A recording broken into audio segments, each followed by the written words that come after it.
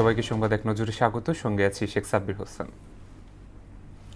দায়িত্ব নেওয়ার পর থেকে বর্তমান সরকার প্রতিশ্রুতি পূরণে কাজ করে যাচ্ছে বলে জানিয়েছেন প্রধানমন্ত্রীর রাজনৈতিক উপদেষ্টা রুহুল কবির রিজভী। আরেক উপদেষ্টা নজরুল ইসলাম খান বলেন, 6 মাসে সামর্থ্যের ঘাটতি থাকলেও আন্তরিকতার কোনো অভাব ছিল না। আর প্রধানমন্ত্রীর কার্যালয়ের মুখপাত্র বলেন, অল্প সময়ের মধ্যেই নতজন পররাষ্ট্রনীতি থেকে বেরিয়ে এসেছে সরকার।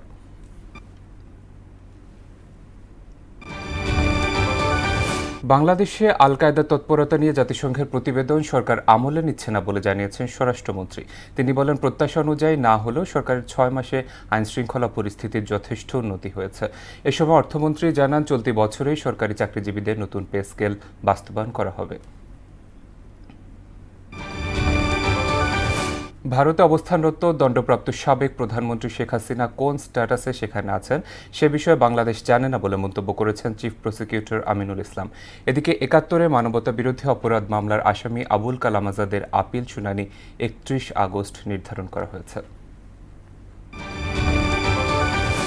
ওবায়দুল কাদের সহ আওয়ামী লীগ ও এর অঙ্গ সংগঠনের ৭ নেতার বিরুদ্ধে জুলাই আন্দোলনে মানবতাবিরোধী অপরাধ মামলায় যুক্তিতর্ক শেষ হয়েছে।